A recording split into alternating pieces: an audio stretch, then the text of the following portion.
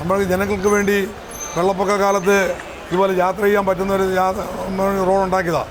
പക്ഷെ അത് തീർത്തും ജനങ്ങൾക്ക് ഗുണമില്ലാതെ പോയി.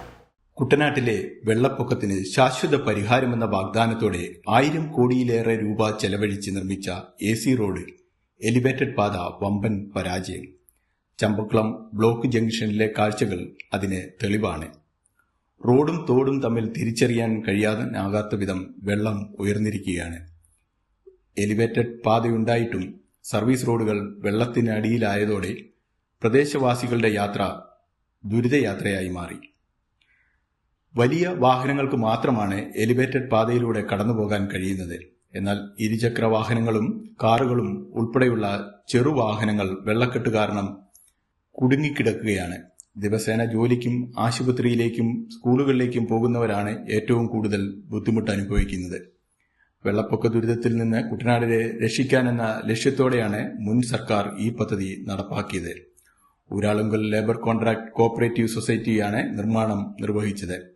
എന്നാൽ പദ്ധതിയുടെ രൂപകൽപ്പനയും നിർമ്മാണ രീതിയും അശാസ്ത്രീയമാണെന്ന ആരോപണം ഇപ്പോൾ ശക്തമാവുകയാണ്. പ്രതിഷേധത്തിന്റെ ഭാഗമായി നാട്ടുകാർ വെള്ളം നിറഞ്ഞ റോഡിൽ വാട്ടർ ഫുട്ബോൾ കളിച്ചാണ് അധികൃതരുടെ ശ്രദ്ധ ക്ഷണിച്ചത്. ഓരോ മഴ പെയ്യുമ്പോഴും ഇതേ അവസ്ഥ ആവർത്തിക്കുകയാണെന്ന് പ്രദേശവാസികൾ പറയുന്നു. അടിയന്തര ഇടപെടലിലൂടെ സ്ഥിരമായ പരിഹാരം കാണണമെന്നാണ് നാട്ടുകാരുടെ ആവശ്യം. നമ്മുടെ 750 കോടി എന്ന് പറയുന്നത് ബേസ്ഡായ ഒരു ലക്ഷമായി പോയി. നമ്മൾ ജനങ്ങൾക്ക് വേണ്ടി വെള്ളപ്പൊക്ക കാലത്ത് ഇതുപോലെ യാത്ര ചെയ്യാൻ പറ്റുന്ന ഒരു റോഡ് ഉണ്ടാക്കിയതാണ്. പക്ഷെ അത് തീർത്തും ജനങ്ങൾക്ക് ഗുണമില്ലാതെ പോയി. എന്തോ ടെക്നിക്കായിട്ടുള്ള ഫ്ലൈ ഓവറൊക്കെ പണിതിട്ടതിൻ്റെ ആവശ്യമില്ലായിരുന്നു. പക്ഷെ അതുകൂടി അതുപോലെ ഈ ഫ്ലൈ ഓവർ മുടങ്ങിയ കാശിന് ഇതെല്ലാം റോഡ് ഒരു 2-3 മീറ്റർ പൊക്കിയിരുന്നെങ്കിൽ ജനങ്ങൾക്ക് ഗുണമായിരിക്കും. റോഡ് താഴുന്നുണ്ട്, പക്ഷേ ഈ ഫ്ലൈ ഓവറിൻ്റെ സ്ഥാനത്ത് ആ കാശ് മുടക്കിയത് മൊത്തം 20 കളർ റോഡ് പോലെ വരുന്നവരെയുള്ള റോഡ് പൊക്കിയിരുന്നെങ്കിൽ ജനങ്ങൾക്ക് ഉപകാരമായിരുന്നു, യാത്ര ചെയ്യാൻ പറ്റുമായിരുന്നു. ഇപ്പോഴും എല്ലാവരും ലോറിയെ പിടിച്ചാവുന്നത്.